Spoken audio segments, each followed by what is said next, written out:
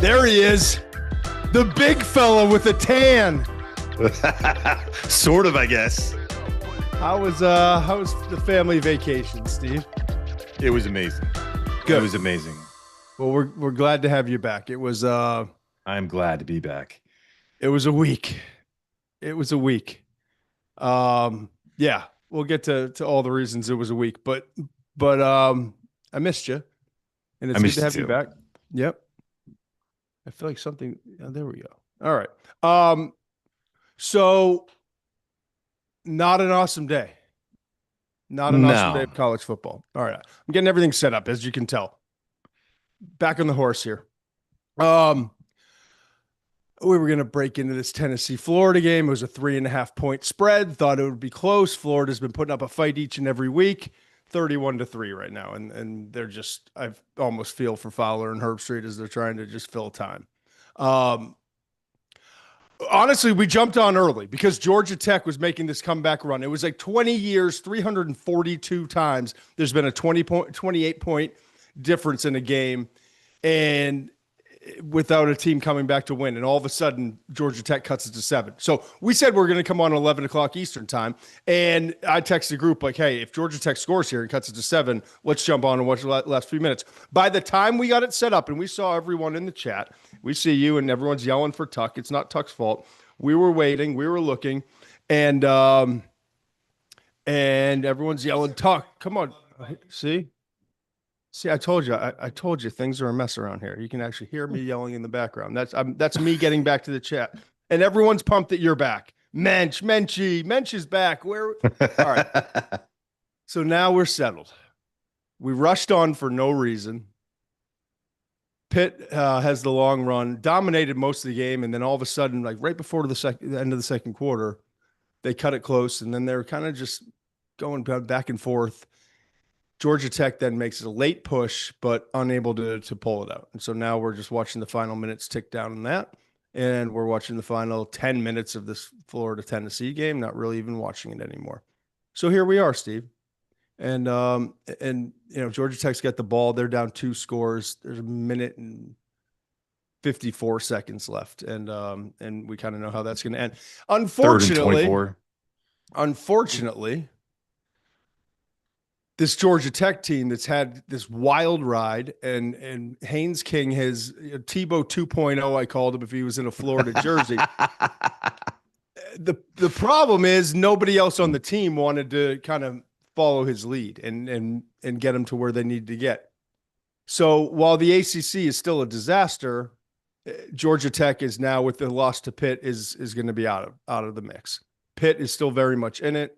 Miami is not going to be in the ACC championship game, it looks like.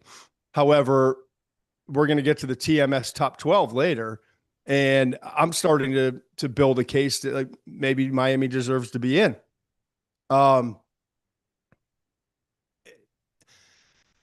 Here's what I want to start with, and I'm going to finish the show with it. Watching Utah come back and win in a game where they were down a lot and it was ugly. And watching BYU just kind of trudge along against a Cincinnati team that's good, but it was just not the kind of, Big Noon Kick was there. You kind of hoped, if you were a BYU fan, ranked 11th coming into the week, Utah ranked 12th. If you're a fan of the state of Utah in college football, you were hoping this was a week that you were going to kind of make an impact. And you got all these SEC teams kind of lurking. And you got Miami lurking. Right. And I got to be honest, it's 10:36 p.m. Eastern time. And I have just watched consecutively Utah in that awesome, wild game. And we'll get to it. We'll break some of that stuff down. And BYU get a win on the road against a good Cincinnati team. Not only am I not sure, like, do they deserve to be? I don't want either team in the college football playoff. Am I crazy? No, you're not crazy. And it's sort of like the ACC game last year where you had a situation with SMU and Clemson, and you were kind of, hoping that SMU would win that game so Clemson wouldn't get in. And then now it's Texas Tech. You want Texas Tech to get in. They deserve to get in. But let's say the Texas Tech loses that game to one of those two teams, or it will be to BYU, I think. But it just no, there shouldn't be two Big 12 teams. There shouldn't be two ACC teams. It's the reality of the college football landscape right now. They're just not good enough. Yeah, and that essentially is what it comes down to. And here's the problem, right? Depending on how it all shakes out next week, and next week's shaping up to be an awesome week, and we got to make some decisions because we're right now not planning on having a live Saturday night show, but we'll get to that. I've got a 30th high school reunion I'm supposed to be at. You've got a 30th high school reunion you're supposed to be at. And now all of a sudden it's like the end of the college football regular season with all these rivalry games. Like there's a lot that's going to shake out for those final, whether it's 2-3 spots, whatever it is in the college football playoff. We will have a live reaction show on Selection Sunday. I know we're not supposed to call it Selection Sunday. That's supposed to be the basketball thing. But on the day of the selections for the college football playoff, we will have a live show that day. But we'll give you the news on what's going on later in the week in terms of next Saturday night with the live show. Thanks for everyone being here. We've got the usual gang. Matt Mateus is already number one with the King hat. Jeremy Godden's rocking and rolling. Where the hell has Haas been? There he is, Brian Haas. Fire Andrew Luck. Why are we firing Andrew Luck, Haas? Andrew Luck if anyone was watching Stanford Cal, and you probably weren't, you'll see it all over social media. Andrew Luck had the best interview of anyone in the weekend awesome. So far. Mid-interview, awesome. And he's just uniquely wacky as an interviewee, if you will. He just broke away and started running up and down the sideline mid-interview, and it was great television. So I'm not sure. Yeah, I was amazed that he could tell which player had made the play from where he was standing, the angle, and he knew exactly who those guys, who his players were at that point. I thought it was pretty cool. And always trade back. Who's our guy? I see him all over social media. I see him doing free promos for us constantly, and has been here since day one, man. ATB, as I call him. He's making the point. Well, I do want to save some of this, but I also want to shed some light on our chat and let everyone know that we appreciate everything that's going on here and has been all day. And Cole Marie's just locking it down for all the female football fans. But he makes a good point. ATB does. SEC teams don't look great week to week either, though, albeit more quote unquote talented than the ACC Big 12. Here's my thing, ATB. Last year, I was pushing for South Carolina, but I also was able to admit to myself and then to everybody that the SEC wasn't the SEC. It didn't feel like the standard. It didn't feel like week in and week out that you're getting great ball, right? And now I'm looking at the SEC this year, and I feel like every week, like, it's hard when you're playing every single week and the next opponent up is a super talented team that's playing at a high level. And so it's this attrition that happens over the course of the year where you can't play at that high of a level every single week when you're going up against this competition. And so, yes, there's been some Texas losing to Florida, results. And there's been weeks where you look at a team and you're like, oh, I don't see it. But then you look at this, like the whole of the year. And I got to print out my notes. I haven't even done it. I mean, this thing happened so fast, but I was writing down in my notes. And again, I feel like we're getting to the end of the show in the beginning, but that's okay too. We know that 4 teams are in right now. Right. We've got, I mean, you got A&M, Georgia, Ole Miss, Oklahoma, and Alabama. I mean, those are 5 right there. I should say 5. Did you say Ohio State? No, I'm talking from the SEC. Oh, I'm sorry. Go on. Yep. A&M, Georgia, Ole Miss, Oklahoma, Alabama. But then you've got these 3 teams lurking, and I'm still looking at two teams in BYU and Utah at 11 and 12. Now I get it that one group of 5 is going to replace one of those spots. And it would be BYU over, but then BYU is going to go play Texas Tech again in the conference championship game. And that's probably going to, I don't know, it's going to be the same lopsided result, but I don't have a lot of hope that BYU is going to come out and have this shocking performance. That would be the only way that you could justify them being in. So if BYU and Utah are knocked out, then there's this extra spot. It's like, why am I giving it to one of these Big Ten teams? Like all those fringe Big Ten teams that we talked about for a while, they're all getting knocked off. I was hoping USC was going to make this push at the end of the year. They didn't. Lost by 15 points or whatever it was today to Oregon. And so I'm looking at Texas. I'm looking at Vandy. I'm looking at Tennessee. And the beauty is next Saturday, A&M goes to Austin to play Texas. The beauty is that Tennessee plays at Vandy. Okay? But I don't know. Thanks, Tate. Tate's become my assistant here. What's up, Tate? What's up, Tate, Muench says.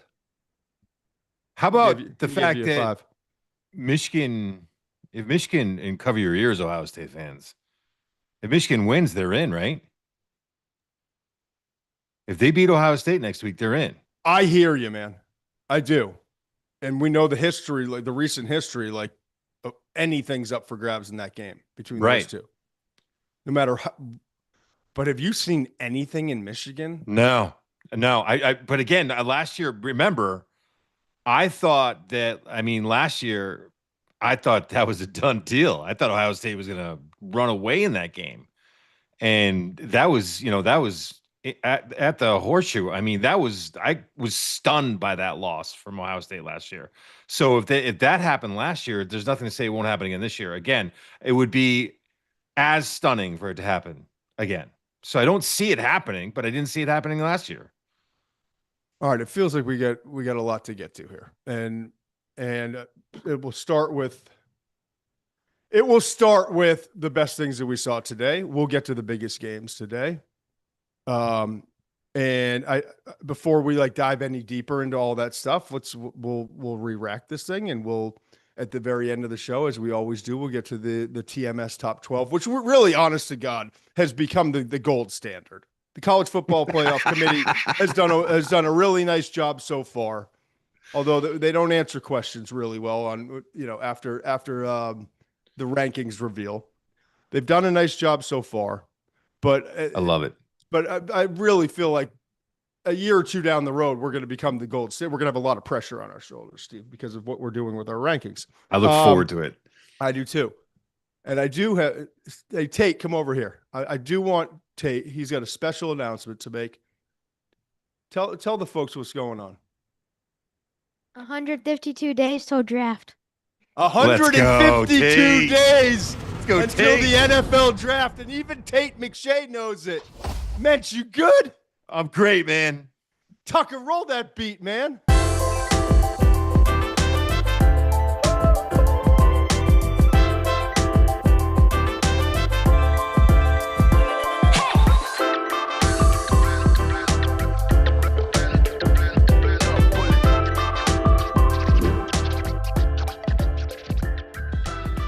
You good, Tate?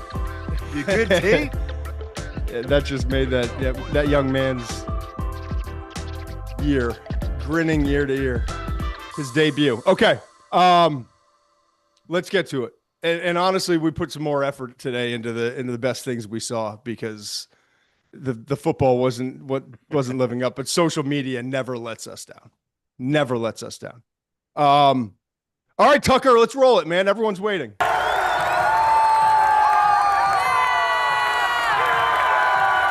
Freaking Dr. Shin, man. How about the horns down for Shin? Look at the horns down. That's great. I mean, let's not get MVP. into the fact that Matera is not throwing the ball the same way he was before the thumb injury. But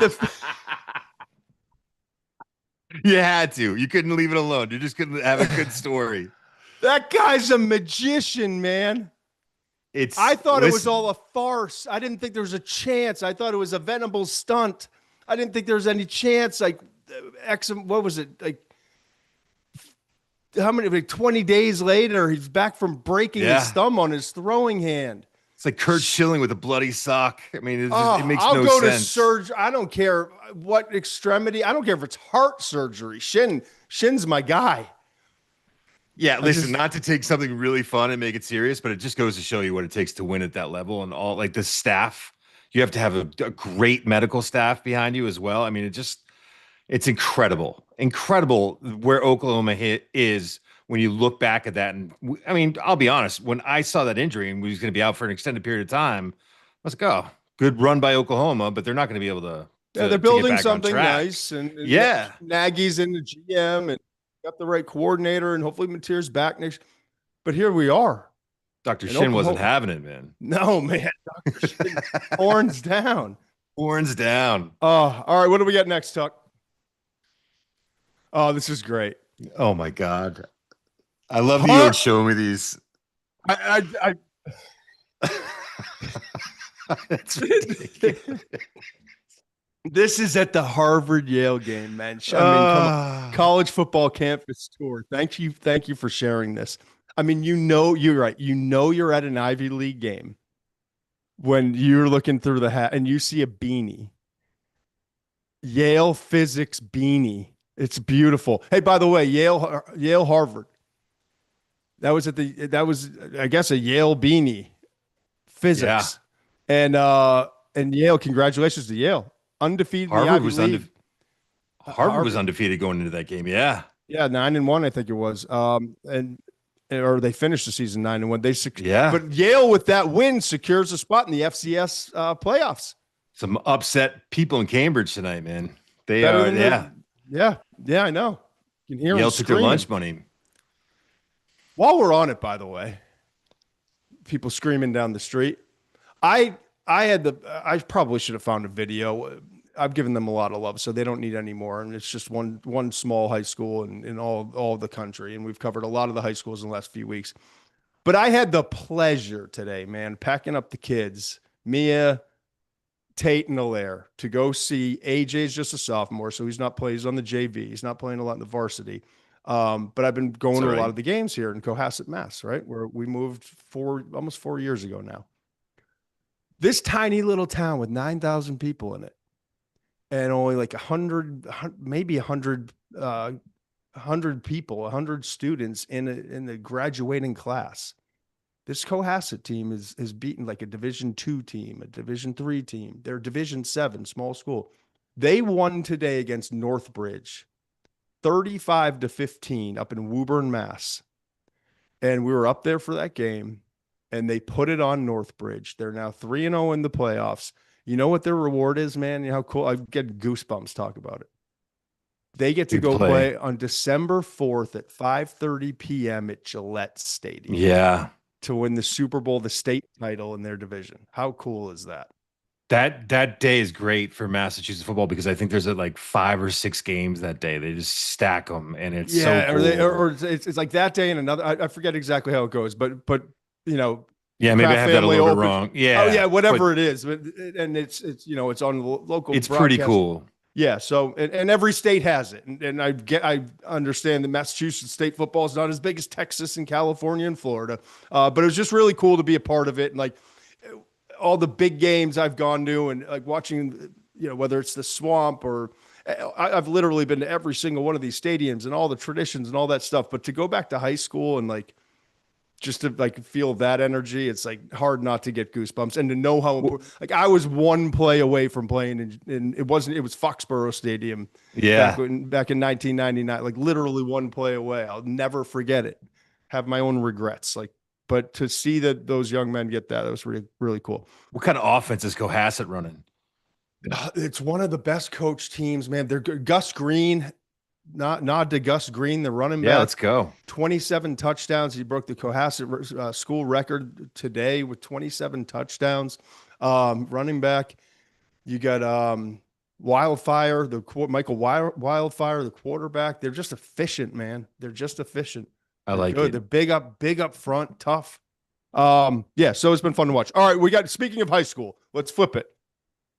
Tom Pelissaro this is so cool. with his own. Yeah, read this one, Mensch. The Edina, I looked this Yep. up. It's Edina Hornets football team just won their first Minnesota State championship since 1978 with the Chicago Blackhawks first round draft pick playing his senior year quarterback, and the hockey team's goalie scoring 6 touchdowns in the title game. Play sports, have fun, nothing like that's from Tom Pelissaro.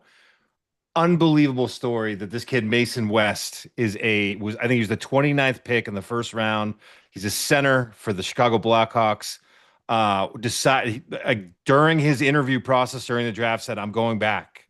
I want to play high school football my senior year. I want to go through that whole process. I want to play with my teammates. I believe his name is Mason West, and Chase Bjorgard, who's the goalie on the high school team, had 6 touchdowns in this game, 4 rushing, 2 receiving. I think another really cool part of the story is that West isn't the first quarterback who was a hockey star to play for that school. Anders Lee, the captain for the New York Islanders, played quarterback for the Edina Hornets as well and was the Minnesota Gatorade Football Player of the Year in 2008. So there's a little bit of history there too with that school. I think it's just this. We talk about this a lot, and it comes up a lot. How specialized high school sports have become, and I think whether that's for hockey or if you're going to be you're going to play for the Blackhawks one day, or whatever it is, how specialized sports are and how important it is for players. The parents get caught up in it a little bit, and I think it's important for high school kids to play a number of different sports. And when you look at the draft and you look at players that are drafted in the NFL and how many of them played more than one sport in high school, it's an overwhelming amount. It's just have fun, man, when you're young. Go out there and play what you want to play. Play all, this guy's not a star. I mean, the goalie for the hockey team is the guy who really won this game for them. The quarterback had some nice plays over the course of the year I saw, but really it was the goalie. But this kid who's going to be a center for the Blackhawks wants to go back and play with his boys because it means something to him. Playing for that high school team meant something to him. I think that's just great. That's really cool and really nice job chronicling that. I do love the folks on our chat though. They're killing me. No, they're not killing you. Oh. It's like we got Tate coming in and giving you 152 days to the draft. We're talking about high school football, and they're like, Shador's throwing 2 picks tomorrow, 3 sacks minimum. The Raiders, Kiffin, Florida, Max Crosby, they just stop. They'll come back to us when we're talking ball, when we're talking what's relevant. Yeah. Right? All right. Speaking of fun, and I don't care what's going on in the chat right now. No offense. They have a life of their own. I threw this in last minute. I just happened to come across this 20 minutes before we came on. I just love it. Reddit College Football, at Reddit College Football. Basically, there's a Reddit page, right, where the USC and Oregon folks are going at each other the whole game, right? And as they said, it started to get some sloppy discipline penalties in the end of the game, and so the Reddit's kind of following along. And this USC guy, Fragrant Analysis 181. Writes, my coach used to say, if you had any energy at the end of the game to be angry and be an ass, you didn't basically, if you can still have the energy to be angry and to be an ass, to go have a penalty or some kind of flagrant or personal foul, flagrant. You didn't spend enough energy during the rest of the game. Then Killing Time for Now from an Oregon fan jumps in and says, I don't know who your coach was, but he's a real one for saying it. And then Charlemagne of the USA, also an Oregon fan, writes Signetti, obviously. And then Fragrant from USC comes back. It's like, if Signetti was a fat Hawaiian dude with a long beard, a long braid, and full sleeves tattoos, then I'd say this is accurate. And Donnie Do Nothing from Ohio State, a Buckeye fan, just kind of jumps in the fray out of nowhere and writes, maybe he was. We don't know. People change. Oh, man. I just love it. All right. With nothing better to do. I love it. Right. You had something that came across that you wanted to share. So go ahead. This is wild to me. Rice is hosting North Texas, who's 22 in the AP poll. They're not ranked in the playoff rankings, but they're 22 in the AP poll. North Texas had a really good year. And so Rice wanted to get the students in the stands, and so they offered a free 12-ounce beer. I think they gave T-shirts to the first 500 kids who showed up. They gave vouchers to food Ben and trucks. Jerry's too. Ben and Jerry's ice cream, which, I mean, let's be honest, I'm a big guy. That alone would have got me in the building. But the free beer is obviously going to be the headline. I got to be honest with you, McShay. The first time I read this, I was kind of like, really? Dude, we got to get. Is it that bad at Rice? And then I read the article, and one of the women who was promoting that promotion made a great point that I was missing, and that is that it is the weekend before Thanksgiving, and a lot of these kids are going home, and you're trying to get them to stay and to cheer on the team, and so maybe you throw them some free beer. Now, I do think it's a real good idea, a great idea to make it one 12-ounce beer for your 21 and older students. Whatever. The headline here is the headline makes it sound like keg stands on the way in. You know what I mean? Like we're gonna just. And let me tell you something, Mitch. If you start giving out free beer to students, I'm going to follow up. I'm going to follow up and show you this is what happens at Texas A&M. This is from the Texas A&M police, which, by the way, have been under scrutiny recently. Public intoxication. This is a report, right, from the game. Public intoxication, section 128. Intoxicated subject found staring at a wall. Released to sober girlfriend, ejected. Oh, what is that hashtag? BTH? I don't know. BTH. I'd love to Sanford. But 1.6 million views. Something tells me the Texas A&M police have never gotten 1.6 million impressions on an X post.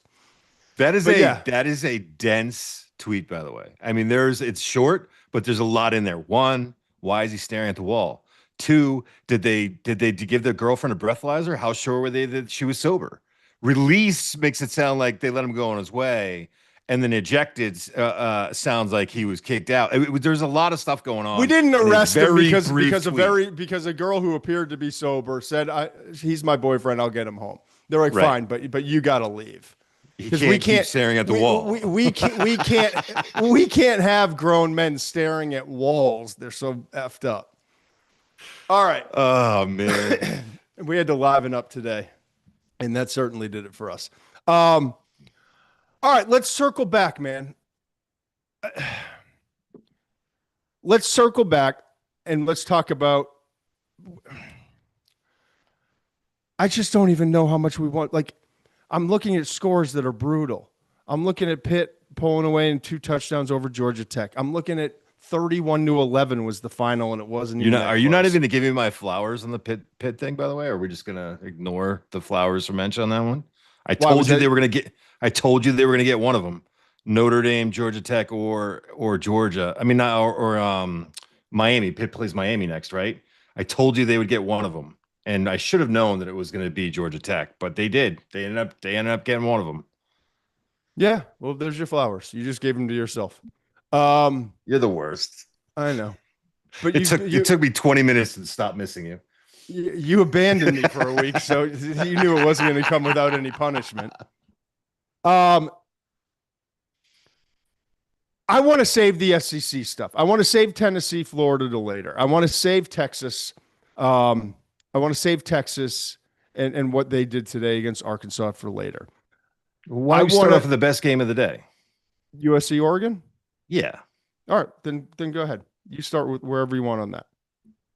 I think that one of the things that jumped out to me, and I know he had 2 touchdowns and he had 2 receiving touchdowns and a throwing touchdown in this game, but there was no way Oregon was going to let Mekhi Lemon beat them in this game. He was early. Yeah. He was bracketed from beginning to end, and I thought that Jaden Kennedy, I think I'm saying that name right, Jaden Kennedy, the nickel safety, or the nickel, corner, whatever you want to call him. I would call him a nickel safety. He was competitive and aggressive underneath because he knew he had help over the top, and they made that comment during the broadcast, and I thought it was very accurate.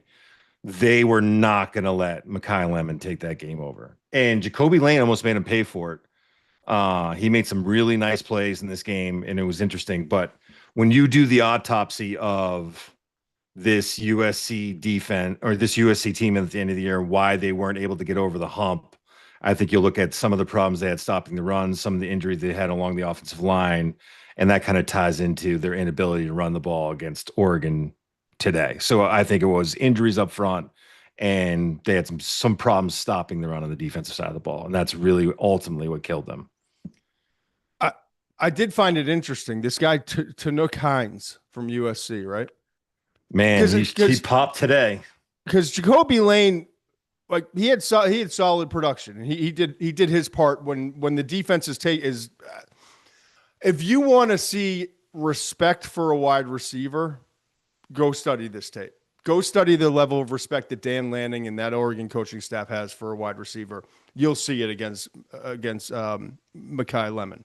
Yeah, and we've talked ad nauseum about Lemon. I went on and on last week again about Lemon Mensch, like, and one of my tape trues on Monday was about Mekhi Lemon. Like, this guy is for real. He was giving me Lad McConkey vibes and Emeka Buka vibes. And why those two? Because he just, everything he's doing looks so ready for the NFL that, like, he's going to step on an NFL field and he's going to be productive right away. And he might have a monster rookie year. He's that type of guy.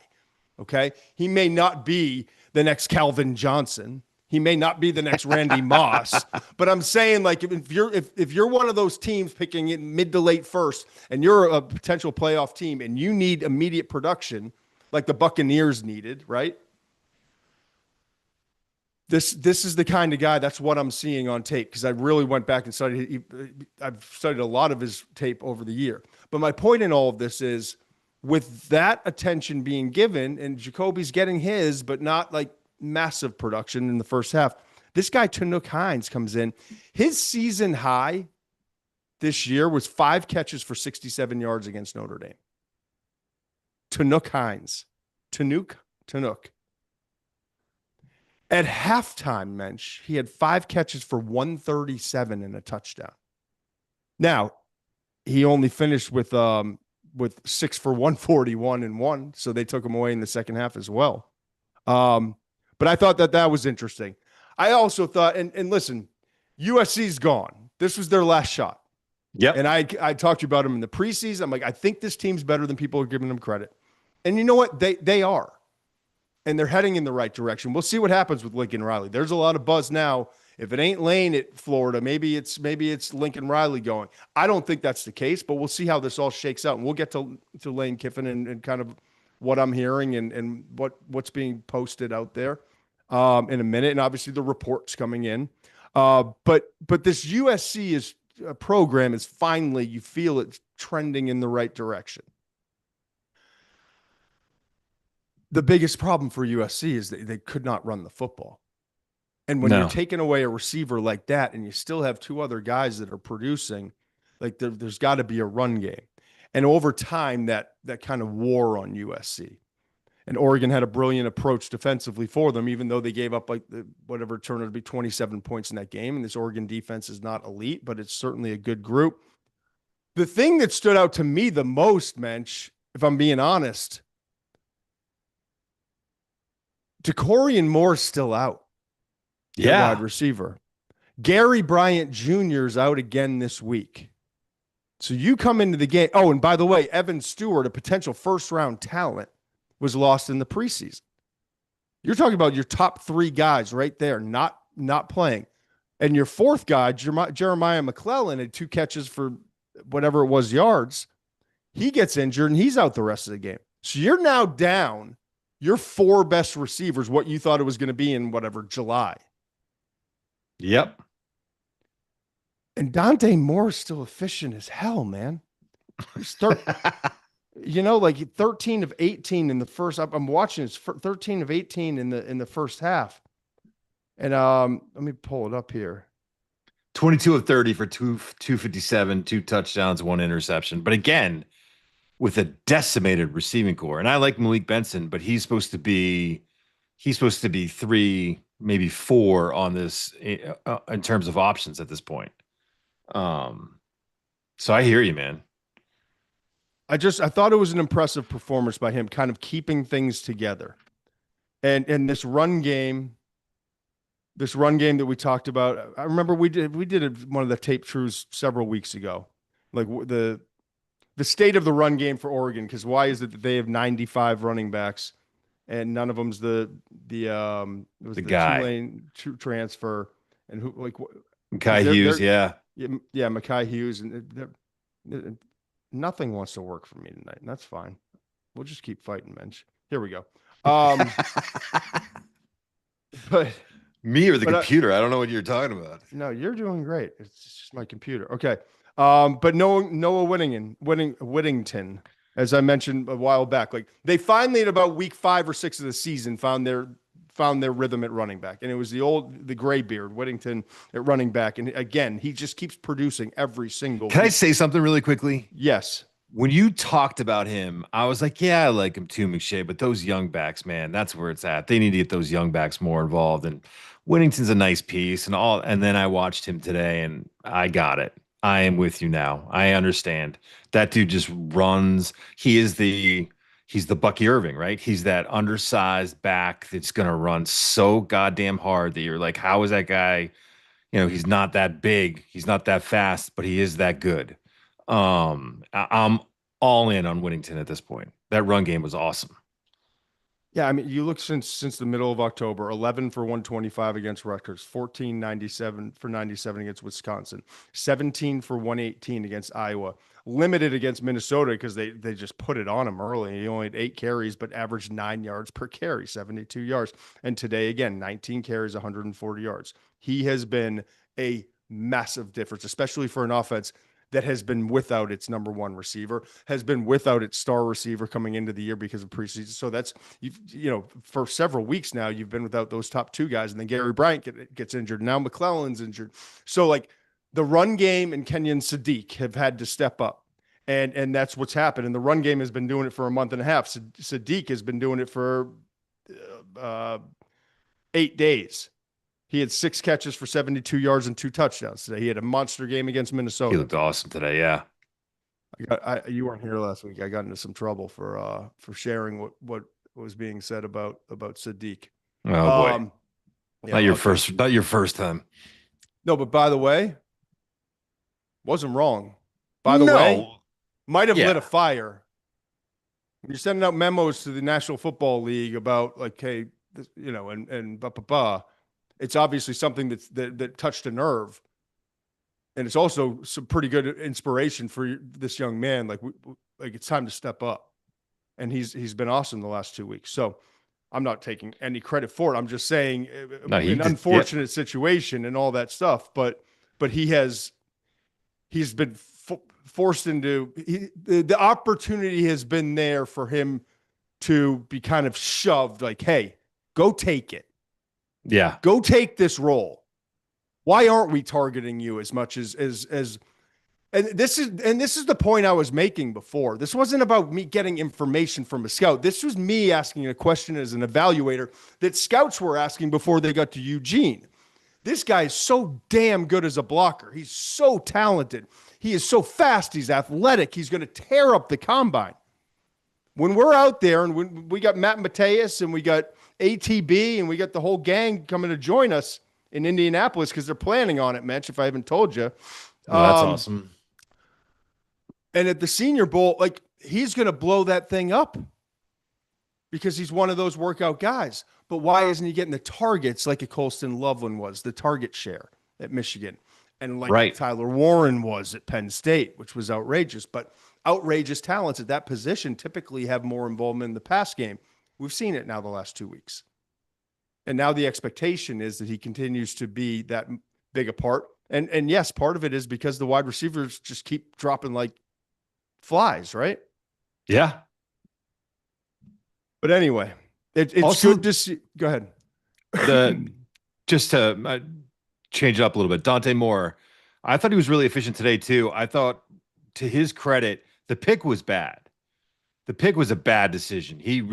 I think he predetermined that the safety was going to come down on the tight end, and when that didn't happen, it was a bad decision. It was. And then USC comes back and scores, and it's a 28-21 game at that point.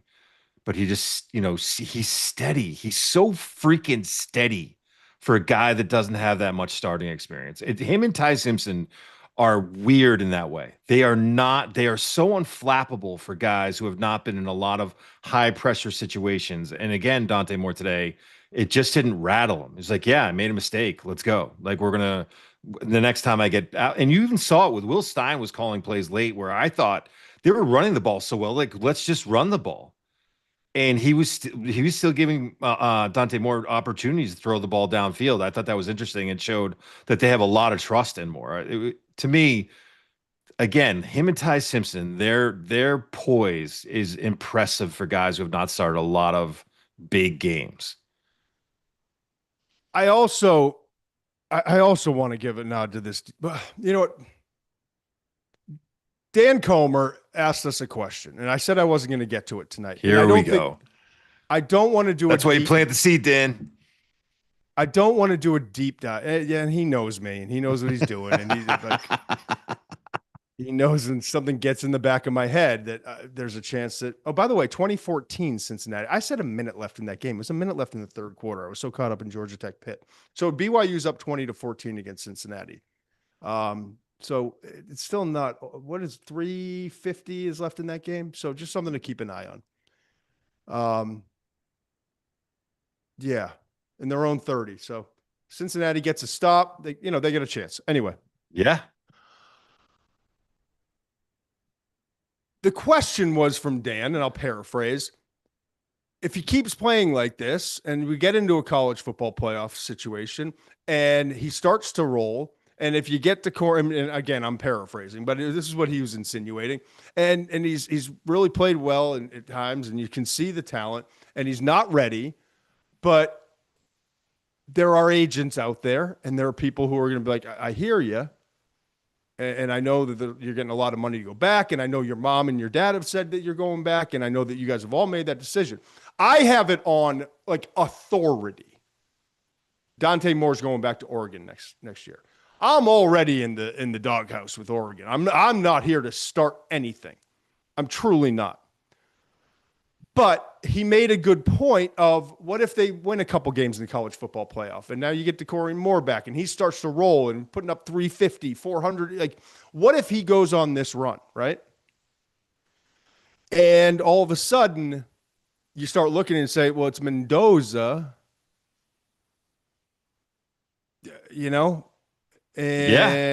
and is Ty Simpson going back to Alabama? Maybe that didn't finish as strong as it started, and he's had 5 fumbles, and a fumble in each of the last 5 games. And so, what if it's just Mendoza in the first round? And we just did that mock draft about 10, 12 days ago, Mensch, and it was eye opening, and it's always the same deal every year. But I figured, and I did a breakdown. If you follow me on Threads at McShay13, you follow me on X, it's at McShay13. I did this whole Threads breakdown, I think, while you were gone with your family, of their varying degrees of need at quarterback position. But at the end of the day, there are 7 teams in the top 11. If the draft was held, it was like 10 days ago, that need a quarterback. Okay. They potentially could be in the market for a quarterback. And there were 4 or 5 that were like absolute need quarterback. So with that said, there will be someone in his ear if that all happens. Where would he get drafted? Versus coming back next year, what if Ty Simpson's in that class? And Arch Manning's in that class. And Julian Sayin, who's just rolling right now, is in that class. And give me more names. Come on. I mean, like the list goes on and on. It's Ty Simpson if he returns to Alabama. It's Arch Manning. It's Julian Sayin. It's Lenore Sellers. Sellers. My could goodness. Be Nico. Nico Iamaleava. If he's at another school too. I mean, it's just John Mateer if he comes back and his thumb and chin's got him horns down and rocking and rolling next year. Here we go. But like that class is loaded. Yeah. And 2 things are important here. 1, absolute authority. He's going back to Oregon. So this is all a moot point. 2, absolutely needs to go back. I see signs. You just mentioned 1 sign from today. I see signs every week. Super talented, very bright future. Will Stein needs to be where he is putting his focus and his trust and his belief in for the next 13, 14 months. Mm-hmm. Because Will Stein has a proven track record now of Bo Nix and Dylan Gabriel, and whether they're having great starts to their careers or however you want to classify them, they were far better quarterbacks and not even fucking close. Not even close. I mean, Not light not years. like it was gross watching Bo Nix tape at Auburn. It was cute watching Dylan Gabriel in his previous 2 stops. Then they became NFL guys, right? Mm-hmm. So with all that said, he's going back, should go back. But it could be a little bit of a tug. Yeah, I mean, because it's you're just talking, like, it boils down to the depth of the classes, right? The deeper the class, the tougher it's going to be to get picked early. The if it's not as deep of a class, like it could be this year, it's shaping up that it's not going to be the great class that we had hoped it would be. But we're okay with that because we think next year is going to be just incredible. But that aside, if you're looking at this landscape and saying, when do I have a better chance of going early? And it doesn't matter if you're Dante Moore or Ty Simpson, whoever's looking at this as potentially coming out. If none of these other guys come out, then yeah, it's just math that quarterback needy teams are going to take quarterbacks earlier. If you're one of the best quarterbacks and a guy that deserves to go in that range, you put yourself in a great position by coming out with a shallow class. That's just the reality of it. Problem is, and this is what we've talked about a lot, is what are you playing for? Are you playing to go early? Are you are you setting up your career to have a long-term career in the NFL and put yourself in the best position to succeed long-term? Now, the flip side of that is this. There is risk, and it should be noted that there is risk, that you can lose momentum, that your stock can drop, you can get hurt. There are things that can happen that you could look back on this and say, maybe I should have come out. I understand that, and it's something that should be noted. But I don't think that fear or the fear or doubt should be driving factors in what you're making your decisions based off of. So, I mean, I think if you're going to be honest about the whole conversation, that needs to be noted. But again, I think still you go back and put yourself in the best position to have a long career. Jeremy Godin, Sellers and Kiffin to LSU. Not To pivot. We'll get back to Kiffin in a minute. I do want to, before we finish up with the Oregon and USC, this was not the best defensive day for Oregon. This was not going to be on Dan Lanning's highlight reel in terms of his successes as a defensive mastermind, right? But there were big plays and big moments that occurred, and there were individual efforts that I would be remiss not to bring up here. I think he's a mid-round-ish prospect. I don't know that he's elite, but my goodness, is it a hell of a lot of fun to watch Bryce Betcher every single day for Oregon. I mean, he flies around. The way he plays the game, the effort, the relentlessness, after every play, the swinging the bat. You know what he finished the day with? 13 tackles. Not surprised. I wouldn't be surprised if it was higher. And a tackle for loss, but he also had a rushing touchdown. The rushing touchdown. Yeah. On senior day. And Dylan Thieneman, the safety, came in, and he's been some up and down in coverage this year, and he's going to blow up the combine, and I'm sure his stock will rise when he does so, but he had 8 tackles and a half a tackle for loss. Your boy, Mateo Uiagalelei, 7 tackles, a sack, and 2 tackles for loss. Like, they're big dudes.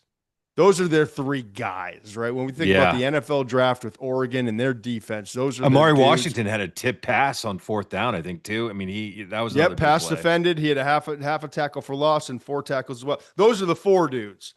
But the 3, Betcher, Dylan T, and Uiagalelei were like they were. It felt like one of those 3 was making a play almost every single down for Oregon. So, very promising for them. Oregon now is in clear control. Ranked 7th in the college football playoff. Beat a really good USC team today. They got at Washington. Washington's playing right now against UCLA. Washington's 7-3. So that's not It's a sneaky game, though. I know it is. I'm just That's saying a sneaky they have game. a clear path, but I didn't say it was an easy path or Yeah, I like anything was. Oregon in that game, but man, you're gonna have to No, exercise it's some demons. um yeah, and they're going to have to cut out the penalties and just like USC made more mistakes with more turnovers, and they didn't have more penalties or more penalty yards. But Lanning's, to me, this is like, if we want to really be a legitimate, like make a run at this thing, and we got injuries and we've dealt with all sorts of stuff this year, but we have got to be more disciplined as a football Yeah. team. And I think that's going to be a real coaching point for this program this week. For Getting for ready what the it's worth, rivalry game. I thought the officiating was super inconsistent, but it doesn't take Yeah. away from the fact that Oregon's got a lot to clean up. That doesn't change that.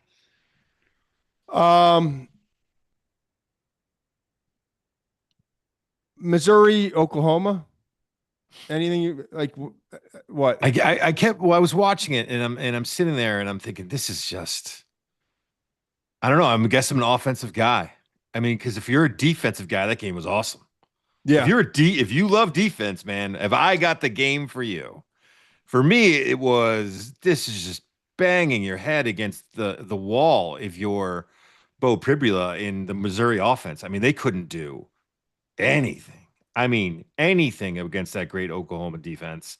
And then on the flip side, it was the John Mateer show for Oklahoma, and really not a lot else. I mean, the Satania 84-yard catch and run was great. That was a nice play.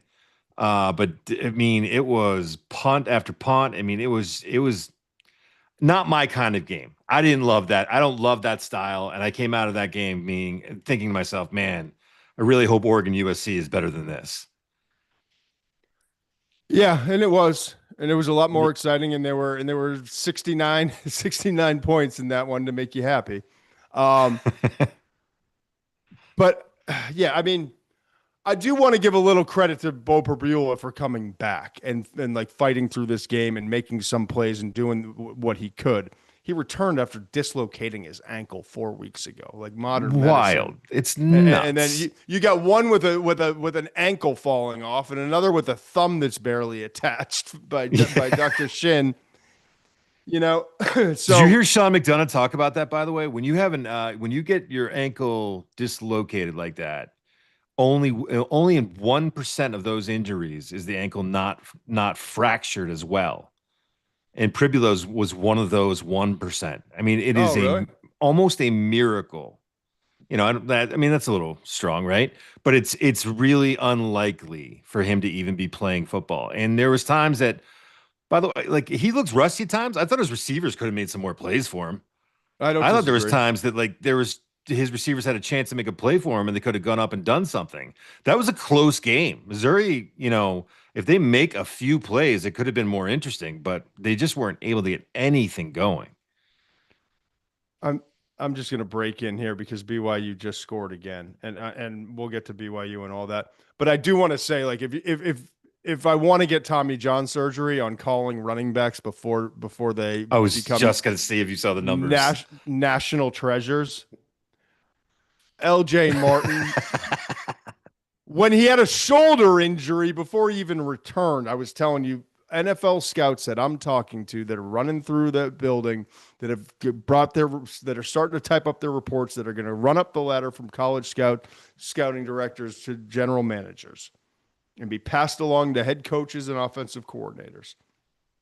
This LJ Martin guy is a dude. And I think and so immediately I go back and I start watching the tape, and I told you, like, he's exactly what the NFL is looking for. He is a big physical back. He can catch the ball, even though he's not a huge part of the passing game. He's 6'2", he's 220. That's what he's listed at. I'm told he's like 232, man. And he Really? That's looks like Le'Veon Bell size. he's a big, bad dude, and he runs physically, and he wears you down. And the more carries you give him, the less defenses want to deal with him. And he's got this movement about him. And I told you, he's got this acceleration off his cuts that's different for backs his size. Today he has, and this game's 56 seconds left. He just got his last carry. It was for a touchdown. Put this game away. 32 carries for LJ Martin. 222 yards and 2 touchdowns. Also leads the team with 44 receiving yards. That's 266 total yards of offense for LJ Martin. Have a day, young man. I promise you he's going to be one of the top. I shouldn't say I promise you. I believe he's one of the top 5 running backs in the class. I believe he's got a chance to go day 2. Worst case, he goes 4th round, like we saw Scattaboo and a bunch of really good guys go this past year, right? Bucky Irving was a 4th round pick. Like we've seen not a lot of backs go in the first 3 rounds. In this awesome class that had 26 drafted, only 6 went in the first 3 rounds. 20 went on day 3. That's where running backs go because of positional value. LJ Martin, I don't care if it's in the 2nd round, the 3rd round, or the 4th round. LJ Martin is going to make an NFL team better. And I think he's going to be one of the fast, as you watch. I'm with you, man. I know you are. I'm talking to everybody else. As we get into like this post-draft process or postseason pre-draft process, LJ Martin's going to be everyone's darling, right? So I'm glad we got to shed some light on that early. We were talking about Oklahoma and Missouri. I do want to make this point. I fucking love Oklahoma, man. I just do. Because you know me, I love chaos. I love things that are chaotic. I love it when it's like crazy people are running the asylum, and Venables is just my cup of tea. I'm an offensive guy by trade, but if I'm going to latch on to a defensive guy, I want it to be a Dan Campbell. I want it to be a Venables. I want it to be guys that are just crazy enough where you think it's chaotic, and it is at times, but there's a beauty and a science behind the chaos.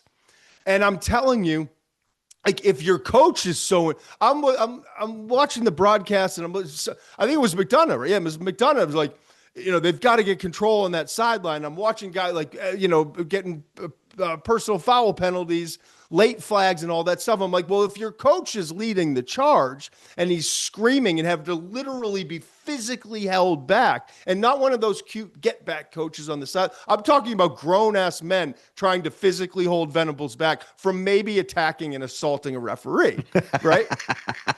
Well, that's probably going to trickle down to your players. And I'm just telling you, I'm here for all of it. And the trickle down is Arbuckle, take care of the offense, okay? Take care of it. And we got a quarterback with a thumb, and we got limitations, and we got an offensive line that's not that great. And our run game is in the witness protection program if Mateer's not running it himself. It's a problem. It's a major problem. But I'm just telling you, we're both offensive guys, but if you're going to latch on to one team that's run by a defensive mind and a defensive maniac, Venables is my kind. Yeah. They just, like every week they show up, it's the same effort. R. Mason Thomas is their best defensive player. Absolute star. I told you before the injury with the hamstring when he was running it back and carrying a guy who was trying to tackle him for 15, 20, 25 yards. And he got the hammy, and they're still trying to get him back at the right time and all that. That he's turning into maybe the second best pass rusher behind David Bailey at Texas Tech in the entire draft class. And this class is really good. And they've been without him. And you know what they've done without him? He got injured in that Tennessee game, right? Yep. 3 games since, man. Tennessee, Alabama, and today. 3 takeaways against Tennessee, 3 takeaways against Alabama, and another 2 interceptions today, and a forced fumble that was recovered by Missouri, but they still forced it. Right. And so my point is, it's not going to be beautiful. It might not be as disciplined as some staunch people want it to be, but they're just crazy enough to do what they did against Alabama. And they're just crazy enough to get into this thing and to knock off a really good team. And I'll tell you what, I wouldn't want to play them. No. The way they're playing, I just wouldn't want to play this Oklahoma team because Mateer has got just enough magic in him, and you give him a few more weeks, right? You give him a few, because they're not playing in the SEC championship game. You give him a few more weeks to get that thing healthy and to take a little rest and take a little strain off his thumb and start working out with his receivers and get back into rhythm. They're just a dangerous team. That's all I'm saying. I hear you. I'm with you. If they get on a run, they watch out. And that's what this is now. This tournament, this playoff is who's going to get on a run. I know the most talented team in the country won last year. I get that. But they also, everything started firing on all cylinders for that team. Who's going to do it this year? Who's going to stay healthy? And who's going to start getting that momentum going over the course of the playoff run? It feels like Alabama had a lot of magic going for a minute, and then Oklahoma squashed it, but also kind of unearthed some things that felt like kind of undercurrent boiling up. It feels like Ole Miss has been playing a little tight, and defensively, the weaknesses keep being put on a platter for us to display each and every week, right? Yep. It feels like A&M for a half against South Carolina, everything that I've been saying, like if they're going to get got, I keep saying it's going to be Marcel Reed and the mistakes and the overly caffeinated pocket stuff that I'm seeing. And now all of a sudden, and I'm not putting Oklahoma at the Georgia level. I'm just saying Oklahoma and Georgia appear to be these two programs that, I don't know, 4 or 5 weeks ago, we had left for kind of dead. It's like, no, like, yeah, Georgia keeps winning, but all we can say about them is that they're relentless. And what's the word that everyone uses? They're tenacious, whatever. Yeah, they're resilient. It's the resilient. word. But they're resilient, man. And but they were, and they've gotten better. Now the two teams I'm really scared of that seem to have this momentum, even though it's not always beautiful, Georgia and Oklahoma. Yeah. So that thing's fascinating. Little Gunnar Stockton might end up going to New York, man. I mean, he might be in New York for the Heisman ceremony. That's crazy to think about. Does it do the same? Sticking with that game, does it do the same thing? It probably doesn't. You're an offensive lineman, but you have been scouting. You've been scouting for just about as long as I have. I mean, within minutes of when I started doing this, right? I go back to like my 20s when you're out and this beautiful woman walks in, but she also has this confidence about her and a smile and I don't know, like when I see someone break away like Satania did for Oklahoma today, there's like tingles that run through my body. And then this jolt of let's go find out more. Did you see that run? That run after catch for the long touchdown, where nothing was going for Oklahoma. What is your physical reaction? I don't know. Like, I just something happens when I see that kind of speed. I'm like, oh, I can't wait to get to his tape and by the way, Burks, the other receiver, is like absolutely positively a top 100 pick. Yeah. But Satania's become the guy. Let's not gloss over that. Right. I don't know. I'm not weird like you, but I do get excited about it. You know what I mean? Like, I'm a little weird, right? I guess I'm coming to you with a private matter, but I'm doing it publicly. That's the thing you say. You say that they're crazy. They're talented enough, man. They're crazy enough. You're right. They're also talented enough. And they've got some guys up front along that offensive line where that offensive line can come together too, man. That they are a talented group that I don't think, and maybe that's what makes them the scariest thing about them, is I don't think Oklahoma's played their best game yet. No. So if they haven't played their since Michigan, not since Michigan or Alabama. I mean, I still don't think. Yeah, but yeah. I don't know if they've played their best game yet. And if you think about that and where they are and what their schedule has been, I mean, Mateer was 14 of 30 today, man. Yeah. But they got home run hitters. They've got guys who can make the most of that. And he also, I think he had 60 yards rushing on 18 carries. Is that right? It was something like that. I'll look that up to make sure I don't want another situation where Cincinnati's run defense. But anyways, yeah, he had 18 carries for 60 yards. I mean, that's 3.3 yards per carry. I mean, that offense is tough to watch at times today. mean, they only had 17 points, but they gutted it Yeah, out. I'm not getting carried away on Oklahoma. I'm just saying you give them 3 weeks off or whatever it is before when's the first round of the college football playoffs? Good question. If you give them I'm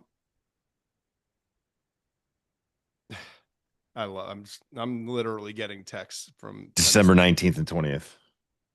You're getting texts about what? From Penn State folks that just, yeah. Oh, the big Nebraska win? No. Well, yes.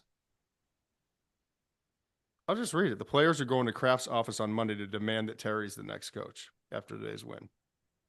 Dude, my guy, my buddy who I went to high school with went to Penn State, is a big Penn State guy who's still involved, all of that stuff. Tells me that I won't name the name that he wants, but he says Terry is growing on him. That Terry is that they're starting to get some buzz about Terry.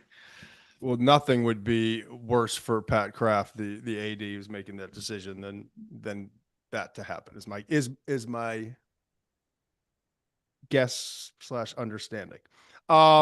Sorry, I just couldn't ignore that.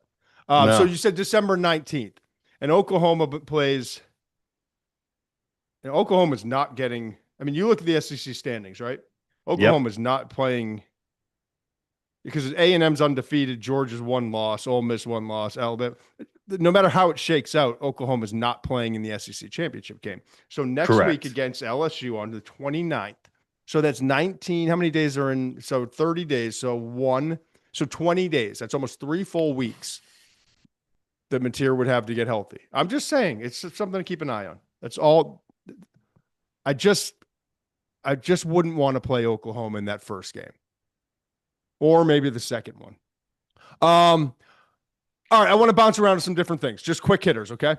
Jeremiyah Love. Unbelievable. Like, I said it 2 weeks ago to you, Steve. Like, I have a Heisman vote. I am not allowed to. I haven't made my Heisman vote. I will wait for the appropriate time. I will do it the day after the final regular season games, and that will be next Sunday, okay? Which reminds me, I got to go do that like Deloitte or whatever it is and make sure that all the ducks are in a row. But he comes out 8 for 171 yards and 3 touchdowns. I get it. It's Syracuse. I get it. They won 70-7. But this is what I read from the Notre Dame PR team. Jeremiyah Love is the 3rd FBS player since 1996 with 3 touchdowns and 170 yards in 8 or fewer carries. Clyde Edwards-Helaire did it in 2019 versus Arkansas, and Desmond Ridder, who would have guessed, 2020 against SMU. Everyone's going nuts on social media about just bring this guy to New York. If he doesn't go to New York, it's an absolute travesty. My support will be behind him, and I can't tell you in which way or what number of the top 3 picks I will give him because I'm not allowed to, nor would I break that trust. But he absolutely deserves it. And this is a team that has a good young quarterback, but is carried by this young man. And it's great to see because I was worried after that first game against Miami and the few number of touches that he had, that this was going to be a season that was a massive disappointment considering the hype coming in. And it's been anything but. Did you see this wild Heisman factoid? I'm trying to find the list right now as you're talking. But did you know that every year that has ended in 5 since 1945, a running back has won the Heisman? I saw something that it alluded to. Is that the deal? Someone said make Jeremiyah Love this year. That ends maybe not 1945. I should be careful, but it's like some streak of years that have ended in 5. In the middle of the decade, we just throw in a running back. Well, Jeremiyah Love and Marcus Allen. Marcus Allen's a running back who won it not in one of those years, so he's a guy that you should mention. But every other running back has won it, I think, in a year that ends in 5. Wow! So Mark Ingram was what? Wild. Reggie Bush was 05. Yep. Mark Ingram was 15. Eddie George was 95. Holy smokes. That's wild. Yeah, right. I like that. I like that. That's one of those things. I didn't come up with it. It was on the broadcast, but I was immediately like, that is interesting to me because why not? Why not Jeremiah Love? Yeah. I mean, there's no reason. There's zero reason. And I get it. Like Julian Sayans doing some awesome stuff. And I think he's next, truly. Like I have a great appreciation for what he's doing and where he's headed.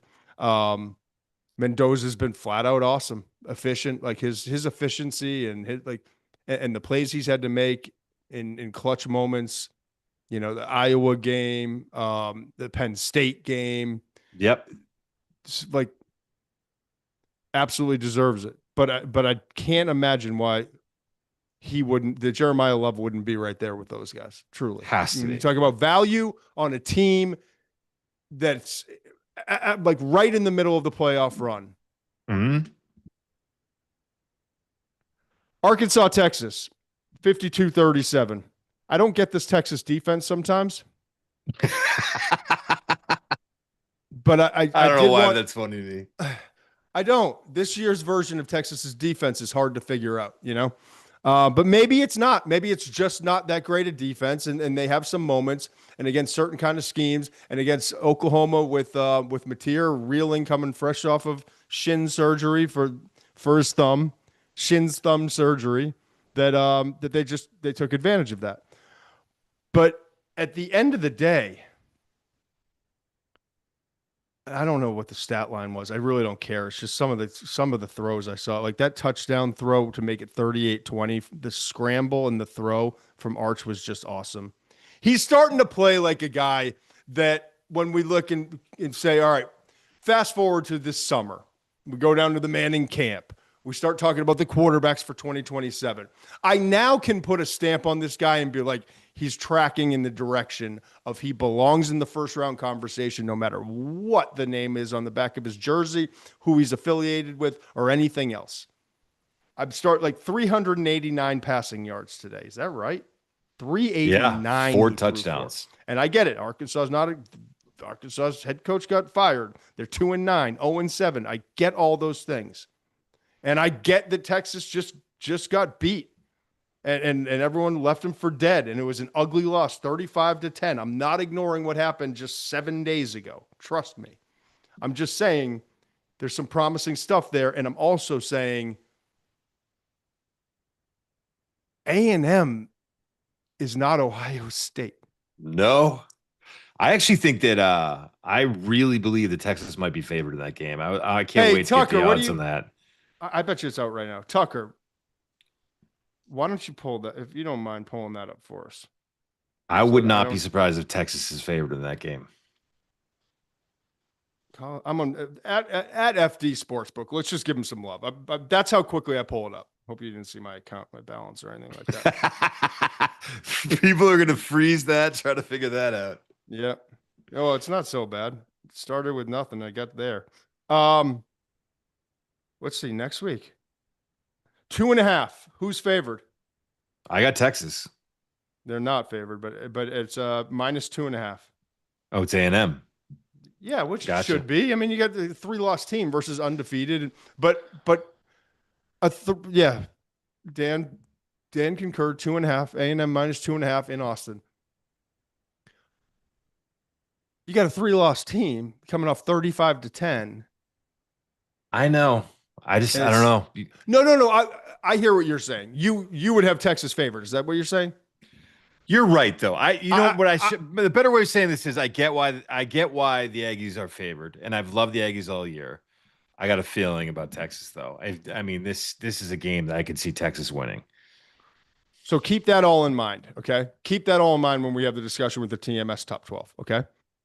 But I do want to get a stat line because he was completing like 13. It was 18 for 30, 389 yards, 4 touchdowns. And 13 yards per attempt, man. Yeah. Every time I looked, they were driving it down the field. Parker Livingston, long of 54. Mosley, 30. DeAndre Moore, 46. Jack Endries, the tight end, long of 35. Wingo, 22. Like, these mothers were... They're at Livingston. Well, Livingston had 2 catches. He averaged 52 a catch. Mosley averaged 20. Wingo averaged 13 and a half. That was a bad day. DeAndre Moore averaged 25. Endries averaged 24.5. Like, I don't know. I'll just be interested. I'll be interested to see how that game goes because I 4 receivers with is 70 Georgia plus that yards. good right now? Is Georgia that good right now? Or is Texas just up and down? Or is Texas just good against inferior? I just can't wait to see it. I guess the best thing I can say right now is I legitimately am excited for that game because I can see either side win. I can see the strengths and the weaknesses, but I think Texas is honestly just as good as A&M, and FanDuel is telling us they basically are. Yeah. And so let's decide, in the state of Texas, rivalry game, like what's better after Thanksgiving weekend? Could get chippy. It could get chippy. Kansas State at Utah. Wild game. Over 1,100 yards. Lander Barton, congrats to him. Game-sealing interception. Awesome career. Awesome player. My spotlight player of the game in that one was not from the winning team. Nope. Shoeless This guy who had a Joe, million man. rushing yards in the first half. Joe Jackson had 293 rush yards in this game. He finished with 313 total yards of offense. And like super impressive, right? What was more impressive was his stat line at the half. Shoeless Joe had 10 carries for 236 yards and 2 touchdowns. I saw it on an X post because I was watching bits and pieces with other games. Yeah. I saw it on an X post, came back to the game, and he wasn't doing much in the second half. He was doing some, but not like that. And so I had to go look in the box score. I'm like, yeah, he did. 10 for 236 and 2. I don't know that I can remember a stat line like that for a running back. Not at that level. No, not in that. No. Right? So that was awesome to watch.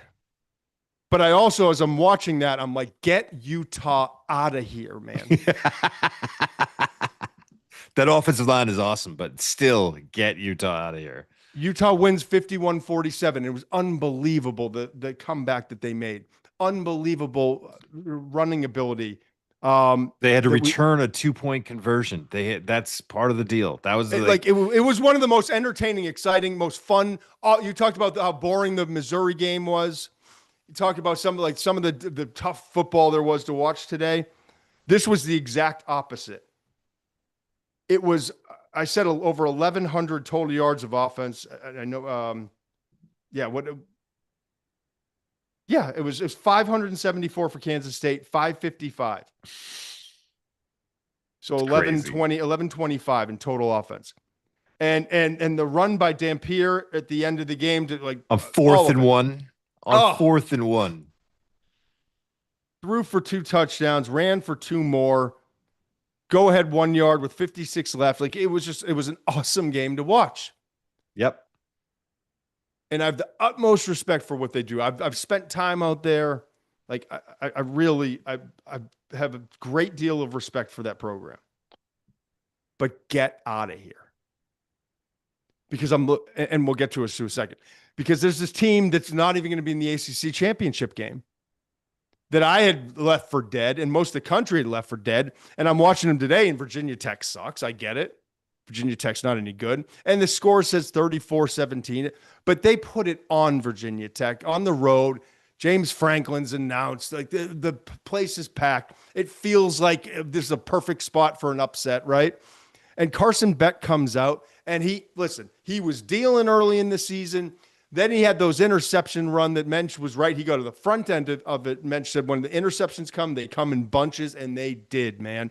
And then on top, the compounding injury of it, he's going in press conferences, and he's ratting out his receivers, he's ratting out his coordinator, and the play call, like all of it.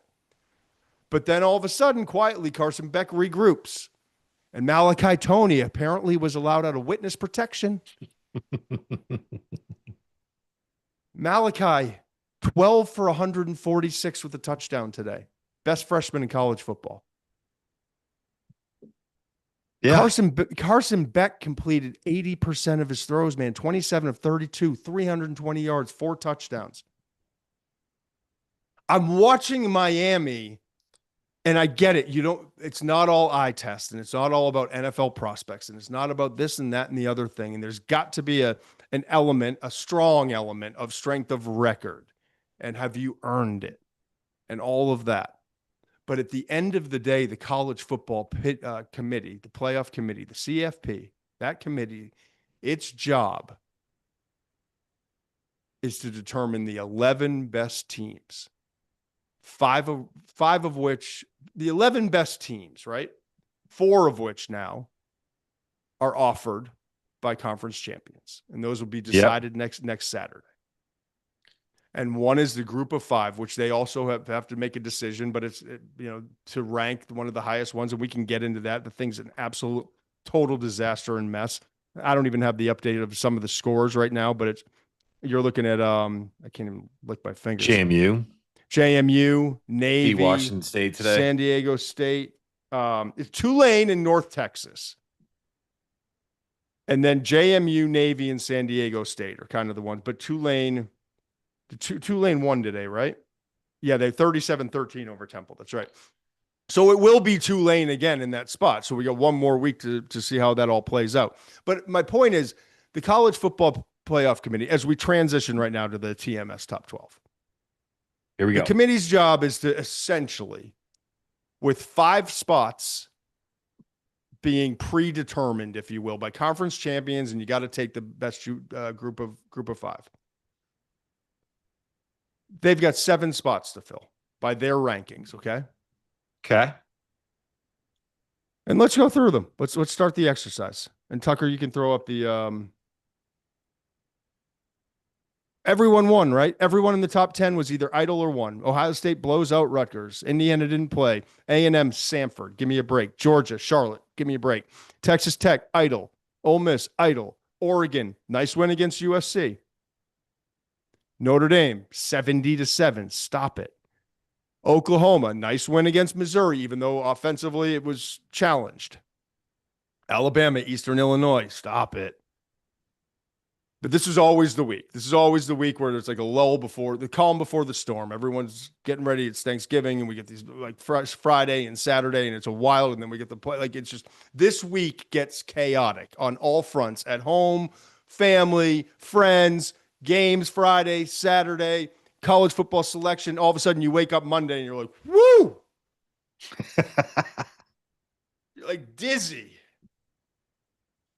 Brace yourself. Yeah. So you look at this and you see that was our top 12. That was our top 12 from last week. But here, I want Ohio State, Indiana, A&M, Georgia, Texas Tech were the top 5 last week in the college football playoff. Ole Miss, Oregon, Oklahoma, and Notre Dame and Alabama. That rounded out the top 10. Then this is where my problem is. BYU at 9-1, and I get it, it's 1 loss. But this is where I need the committee this week. Because this week is so critical, man. Because there's going to be a lot of shakeups. And Texas plays Texas A&M, and Michigan plays Ohio State, and all the Georgia Tech. That won't really have an influence. I'm just trying to think of. Ole Miss is Ole Miss with all the Kiffin stuff, all that stuff, right? But this is the week coming up where you get a real sense, and if one of these teams isn't playing someone important, how do you move them up or down? This is the week I'm charging the committee with. Let's look at the big picture. Let's get real. Let's actually get real this week. And I think for the most part, they've done a good job, but I think they're missing the boat on the Big 12. The Big 12 is just not. They're just not. The ACC is a mess, and they've recognized that. They've gotten the best team up there ahead of some of the others. Georgia Tech was 9-1. Miami was 8-2. I applaud them for that. Well, let's get BYU and Utah out of here. They don't belong because Miami might be good enough, right? Mm-hmm. And then I've got this scenario that's kind of wild in the SEC. A&M, Georgia, Ole Miss, Oklahoma, and Bama could all be in this week. Yep. And even if Texas beats A&M, A&M's in, right? Yes. No matter If what, Georgia, A&M's in at this point. Georgia takes care of Georgia Tech, Georgia's in regardless.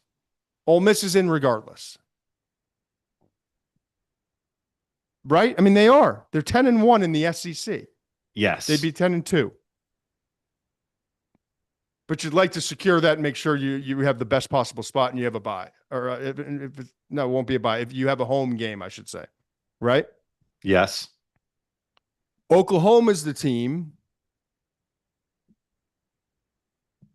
Where's Oklahoma? Why am I blanking right now? Where's Oklahoma for what? Oklahoma. LSU, is that you were looking for? Yeah, the last game? LSU. So Yep. Oklahoma's it. The big question was, are they getting 5? The answer is yes. Right. My question is, should they not get 6? And here's what I'm going to tell you. All right. Vandy's ranked 14 behind these two frauds, BYU and Utah.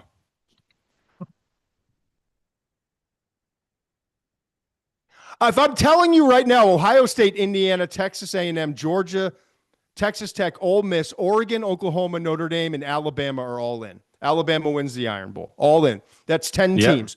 One of those two remaining teams is going to Group of 5, which is an absolute farce, but it is what we have right now. And I've already started the campaign, and I'll lobby for it harder later. I can't. Yeah. Okay. I hear you. This is a year where they just don't deserve to have one. So we should have a Miami and the 6th best SEC team, but we Correct. don't. So one other team gets in. Right now, it looks like it would be Miami, but Vanderbilt plays Tennessee. Vanderbilt is ranked 14th, one spot behind Miami. Vanderbilt has had some ups and downs, but Vanderbilt's 9-2, bud. They're fun to watch. Their losses are to Texas, which sits at 20 right now, but is going to be in the top 15, I'm going to guess, after this week, maybe top 16. And Alabama. And they go play Tennessee, which is ranked 20th this week, but is going to move up probably in the top 17. Because when you start looking at these, like Georgia Tech lost, they're out. USC lost. So 15 USC lost. They move back. Georgia Tech 16 lost. They move back. You're telling me Tennessee at 20 doesn't move up? No, they do. And then if Vanderbilt wins at Tennessee, you're telling me that Texas at 17. So I'm telling you, we're going to have 3 teams that are ranked somewhere in the top 16, somewhere from 13 to 16 in Vanderbilt, Texas, and Tennessee that all get opportunity. Texas goes and beats Texas A&M at home, was 2.5-point dogs at home. How do you leave them out? They're a 3-loss team. BYU, I get it. They're going to be well, we got when it's all said and done, we think they're going to have 2 losses. Be 2 lost. That's what we think. Yeah. Yeah, and I was talking about the selection. The selection's the following Sunday, obviously. I'm getting crazed. But in the next 2 weeks, all of this happens, I should say. But my point is, BYU gets knocked out. Utah needs to go away. And I just think that I think Miami. Here's my point.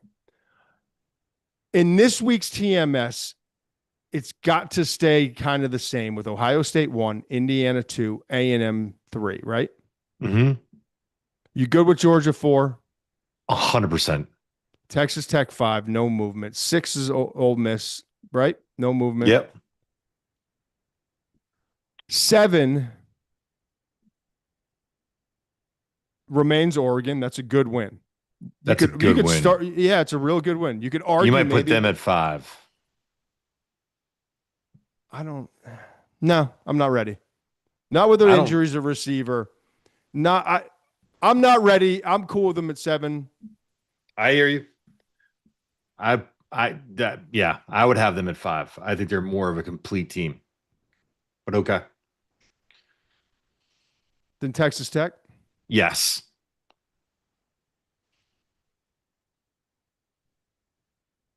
And at the very least, put them up ahead of Ole Miss. I mean, for the reasons we've talked about, that defense is vulnerable.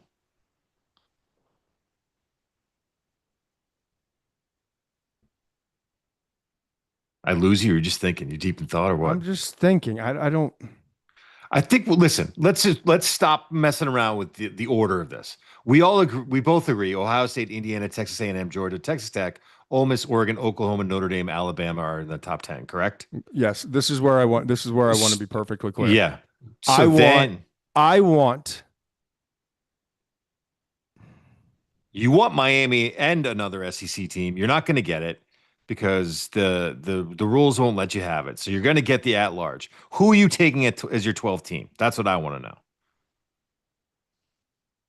Your TMS top 12 will be different. We're having two different conversations. Your TMS top 12. I want Miami. I want Miami. Fuck it. I want Miami and Texas At 11 and 12. Yeah, I want them. For the TMS top 12. For the TMS 12, I would want Miami and Texas. And then I would have Miami. I mean, I get it. Texas has 3 losses, but one was to Ohio State.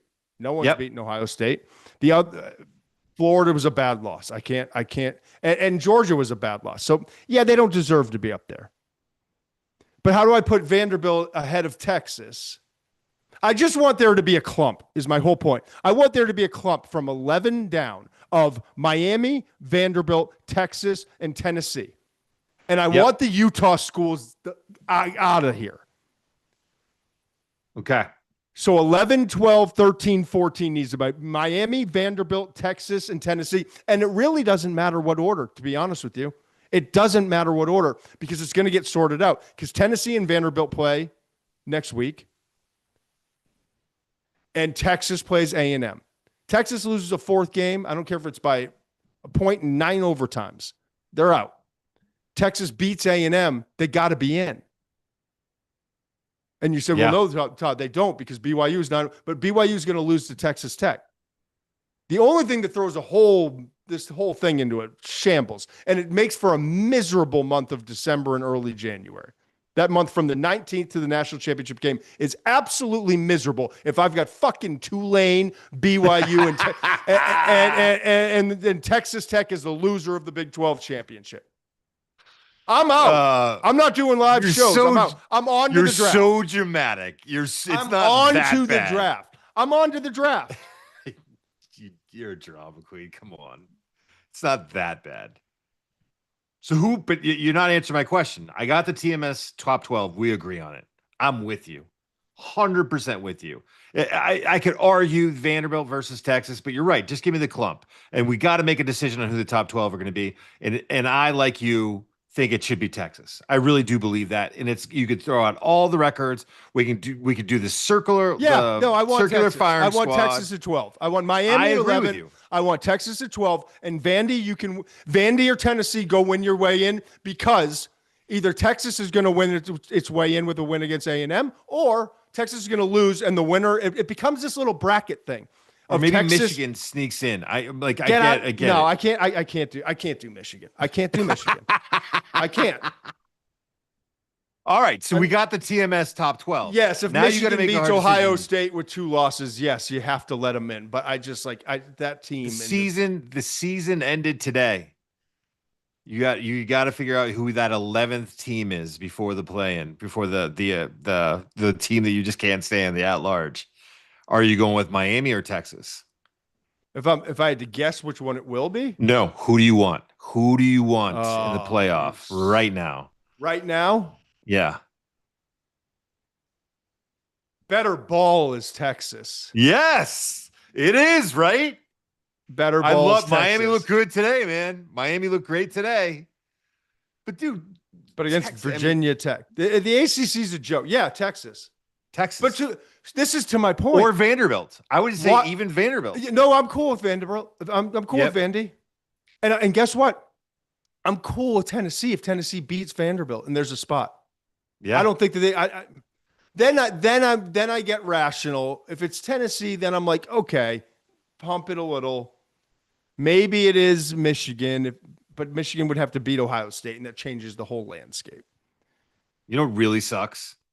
What? Is that and I want to say our at this point, USC Trojans, if they didn't have that shitty start to the Illinois game, they'd be in the mix here. Their only losses would be to Notre Dame and Oregon.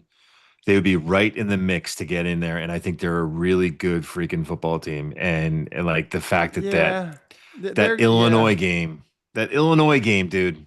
No, I know. I do know that, but I also think. But you can't. They're not in it. The reality is the Iowa win was too much of a struggle. Dude, that Iowa team played Indiana tough. I mean, no, I get it. No, you're right. You're right. That's a good Iowa team. It is. They've made a lot of progress. I think they're just a tick behind what I was hoping that they would develop into. You're right. This Washington team, as I watch them a little bit, just Jed Fish is going to have something up his sleeve. It's going to be interesting. It's going to be a war. There's some there's some trauma there. And I promise you one. Yeah. All right. We got the TMS top 12. We got who you want in the playoff. You got, you mentioned it earlier. You got anything on Kiffin? Any thoughts? You want to hold it? You going to keep it in the barrel, or you got something? No, there's nothing to keep in the barrel. We're not going to find out until next Saturday. So anything between now and then is speculation. We had, while you were gone, I brought on, Feldman. I brought on Bruce Feldman on Monday. He was awesome, right? Yeah, I saw some of it. He said by the time this posts, by the time you get the Tucker gets this up and running, and Tucker got it up fast, and I think we beat the news by like an hour or something. But right, that was he awesome. was right, so he knew that.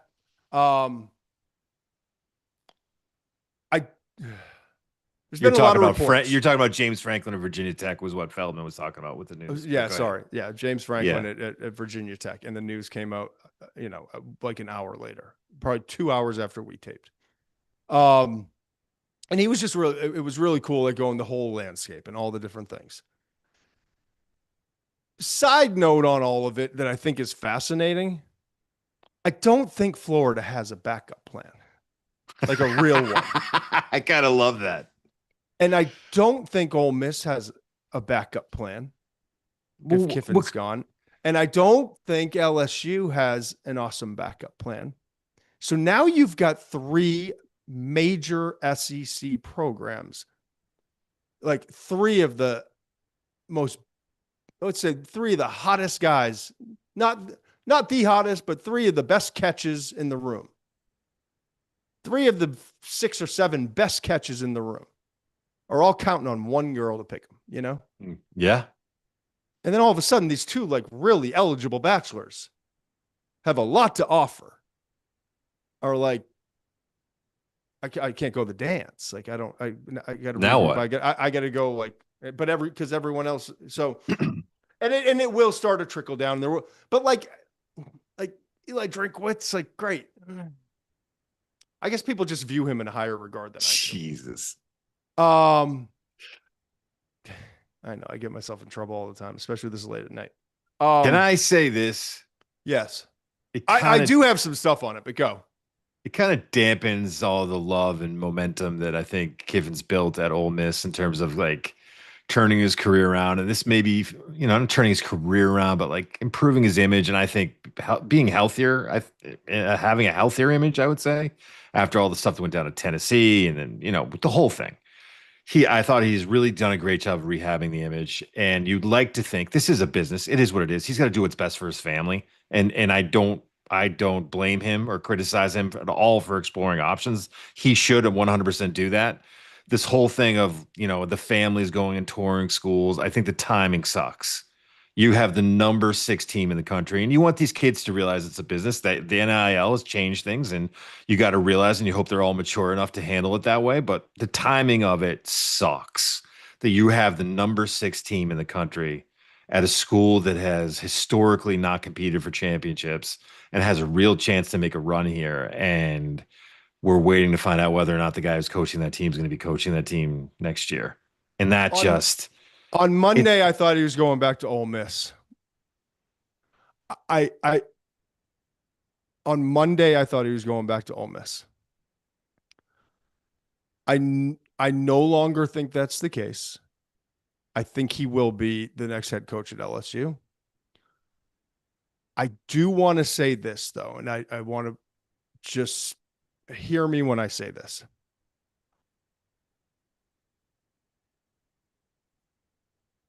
I don't think he's made a decision. No. No. I want you to really hear that. I don't think Lane has actually made a final decision. I think he has, unfortunately, it's public, and unfortunately, it's Lane, and he kind of can't help himself with some things. And I know family matters more to him now than it ever has in his life. His wellness and the things he's done to get to where he is, not only to be the best version of himself. And I honestly, I speak on this subject because I've had to go through some things and get to where I am. And it's fair to say, it'd be fair to say you can relate. And right? With my new family and the people and I can absolutely relate. What a little bit of a difference between me and Lane is I think Lane views things a little bit different than me, but has the same new appreciation for life and family and the people around him, and building this wall up around of these are the ones that are in, and these are the ones that it's okay. But I can have a lot of fun because I know who I am. I know what I am. I'm actually who I've always been, but I now know who I am, and I'm free to be as crazy or stupid or funny or not funny or whatever I want to be because I'm good. Because I don't care about the money, and Lane truly doesn't care about the money. I don't care about any of the fame. You and I will have offers to take this show and go do things for bigger broadcast. Like, it's not like we're going to do what's best for you and for your family and for me and for my family. And it's real easy when you have that clarity as a human being to insulate and decide. But part of that family and part of what he's giving back out is the love that he has for his players. And so when he has some kind of awkward interviews and it looks like I sat in Nick Saban's office with Mike Godfrey once before he was taking that Miami Dolphins. And I saw how uncomfortable Nick was. And I didn't know Nick back then. I saw his toe tapping incessantly, trying to kind of avoid questions because he knew what he was doing, but he didn't want anyone. And so everything in like his desk is shaking and all that. And I'm like, this guy, he's going. The rumors he's going. Like he can't physically hold in what's going on mentally, right? Yeah. And I think with Lane, what we're seeing is he wants so desperately, and this is the part that I hope people appreciate, for all the shenanigans and the antics and the tweets and the posts and all that stuff. He wants so desperately for this time to be about the players. And so when he's looking, like you should watch him on like McAfee, bring in the running back. And it's almost like he's doing this magic show to like not really answer the question that everyone wants to ask. Right. And he's eluding it because it's not because he knows what he's doing. I think he has all the information. I think his agent has been running this thing, and I think his family is checking things out because it's very important to him that no matter what the decision is at the end of the day, because when you're at that level, people report back to you. So my agent has got to come in with the financial package. And part of the financial package that's bigger than it's ever been before is what is my allotment? Who's making the decisions? Who's helping me? And he's got a guy, I can't remember his guy. He's got a guy that was at CAA and with Under Armour. I forget his name, and I apologize for it right now. That it has been so integral in getting the players there. They've started like almost, like we talk about Nagy with Oklahoma. Like it's his guy who kind of handles the money and how we're going to, manage this whole thing. And so what does that all look like if it is at Florida, if it is at LSU? And honey, my wife, who was my ex-wife and now is my wife, like, but family is now the most important thing to me in the world, and my kids are part of this. And he messaged me a clip from his son doing he was in high So school, cool. and Knox is doing it with another one of the coach's sons, and they're doing a podcast, and he's just proud of it all. Like I got Tate coming in and doing 152 or 156 days till the NFL draft. Loved You get it. to a point you just don't care about what the perception is, what it's supposed to look like, all of that. You just care about the things you care about, and the things you care about are actually, for the first time in your life, the things that matter. So Lane's trying desperately to make this special time in these young men's lives the most special thing it can be. And so he's having his family and people that matter to him go out and ask the questions that need to be asked and handle all these things so that a decision can be made. But he's giving his players the respect, and this program and everyone involved in it, the respect of, we've got a game plan. We've got the Egg Bowl.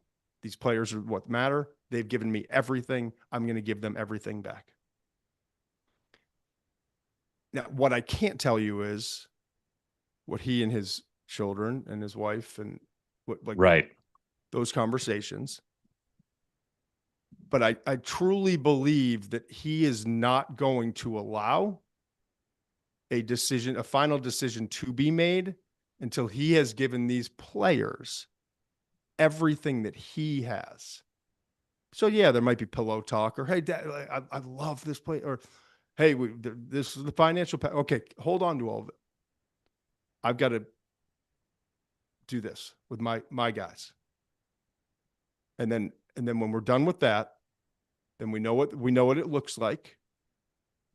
We know if there's an SEC. I don't think there's going to be an SEC championship game, but we know where everything will be settled after the Egg Bowl. And that's why he can give a promise to the people at Ole Miss. We can talk about it then. It is dragging on. I have been on McAfee a couple of times. I'm going on all these national shows. It's starting to get a little awkward. There are reports about the planes flying here and there. It's just it's not good externally. But I promise you, internally, I'm doing what you're paying me to do. And that's to be the head man here. So, and him and his family have every right. They've earned that right to explore all these options. And he also has the right. He has the right as the most coveted man in football. He has the right because he's earned the right by getting his life back in order, by committing everything he has to this and to his, to making sure he's the best version of himself, so that every single player that walks through his office and through his locker rooms gets the best version of him. And we're seeing it. I told you in week 4 or 5, this is the best version of Lane I've ever seen. Mm-hmm. From a coaching perspective, from a leadership perspective, from a confidence, self-awareness, and from an X's and O's and the ways he's transforming that offense from, from the West Coast at USC to the FAU stuff, to the zone reads, to the high tempo, to the slow it down, thoughtful tempo. Jackson Dart, he's learning. Let's go a little more pro concepts with the West Coast and mix it into what we're doing. Oh, Jackson's gone. Trinidad Chambliss, Division II, come on in. Let's integrate a lot of this different stuff. We're not going to be as complex passing game, but we're not going to be as crazy. And you can only do that kind of stuff at the highest level if you have got everything together in your life. And he's finally got that. So I don't think he's made his final decision. I think deep down he knows what he's doing, but I don't think he's given it, if people think he's given it 10% of thought, I think he's probably given it 2. But I think everyone in his life that matters, just like I would have everyone in my life that matters, including you and your wife and your children, if we were to make a decision like this to go whatever, I'd have Iris and the kid and Marissa and everyone would go out and figure out, okay, what are the options? Look at it. What are we comfortable, what not? And then let's talk about it, but it ain't going to be this week. I think that's where we are. Good. That makes me feel better about the situation, to be honest. And it is interesting to get your perspective. But again, on it. I do think it's going to be LSU, and that's more. But That's at the more end of the gut. day, but at the end of the day, I'm trying to give people insight to what's really going on. Okay. and it's going to be Lenore Sellers, right? Because Jeremy Godden said I didn't say you're that. not going there. Yeah. And speaking of which, while we're here, I do apologize to everyone. And Mensch was gone. Mensch leaves and everything falls apart. I promise to be transparent with everything that's going on, and I'm not like I really don't want to get into a lot of detail because it's my mom and it's a personal issue, but she had a health issue this week. Found out about it Sunday night. Had to be there. Did the show Monday morning, taped it. Trying to get all the information. Had to fly out to Cincinnati, and I can't thank the folks at the UC Medical Hospital there, right on campus, right there. Thought about transferring her, have CEOs of other hospitals and all, like a lot of good connections and people that outpour and reach, and grateful for everyone who was involved that helped support my mom through this. But the people at UC Medical were awesome. And she has made, like, I was worried I lost my mom this week, and it was punishing. It was hard. But to see where she's come from that in the last like 72 hours has been awesome. It's been a miracle. So I'm appreciative of being here. I'm glad you're back, Mensch. It just didn't feel right without you. I'm appreciative for Dan and for Conor and for Tucker and for everyone here that just like literally couldn't even get the sentence out. Like, go, we'll figure it all out. And at the end of the day, it's just football. And I'm just appreciative for everyone here in this chat and everyone who's been a part of this. And like, when you go through stuff like this, kind of plays off of what I was just saying. You got to be the dumbest mother effer in the world to not like take a step back and realize how important the people you love are. And like, I love the people we work with. I obviously love my family more, but like, to be able to come back to this and for it to feel like home and to actually want to sit at this table versus if I was somewhere else doing previous jobs and all that, it would be like torturous. And I couldn't wait to, this is like, I'm home, my kids are sleeping, and I'm on with you, and I get Dan and Tuck and get all these people here that like have been with us from day one, So this is home, and it makes you realize and appreciate, especially the holidays coming up and flying back out there on Tuesday with the whole family going out to be with her, and hopefully we get her home and we're figuring out what that looks like. But she's making an awesome recovery, and just Thank God. Yeah, I know. So I just wanted to share that because I don't want there ever be weirdness like, why there's no show on Wednesday or Thursday, what's going on? So kind of trying to be an open book here, but yeah, different week. It's a different Saturday of games, different conversation and places we wound up going. But last thought, Mensch, what do you got? I mean, I don't even really, there's not much to say after that. I mean, I will say this, that I took this time with my family to go away, and it was a really important trip for us. And Todd's got all this stuff going on. I didn't hear one word. I didn't know any of it was coming back until I got back. I mean, the support that I got in a very different way from the people that we work with, and all the people I work with, even at other places, the support I got in terms of getting away and really spending this time with my family was incredible. Good. And the fact that I was just, again, the support and knowing in very, very drastically different ways, but to feel that and to know that you're part of a place that really sees you kind of as a family it's a big deal. It's a big deal. And when I did get back and I heard about what was going on, I was, obviously shook. And I'm just glad that things seem to be going in the right direction, Yeah, they really are. And I appreciate it. And it's been long overdue with you that being able to like get away and actually go and spend time with your family and to do it in a good style. And like, so that was hugely important to me. And obviously, much more so to you and your family, but just to make sure that you had that time away. And there was no pull because you have grinded on this thing for 2.5 decades, and you know, you and your family deserve it. And there's a lot more to come, and I'm excited for it. So, as Saints chair say, yeah, it's early, but it is 5 stars. Wasn't a 5-star day.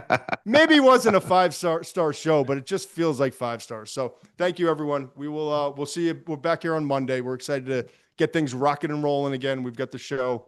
We've got the Truths show, and we just got a lot to cover, I feel like, in college football. So excited for it. And Muench, as always, you're 5 stars too, brother.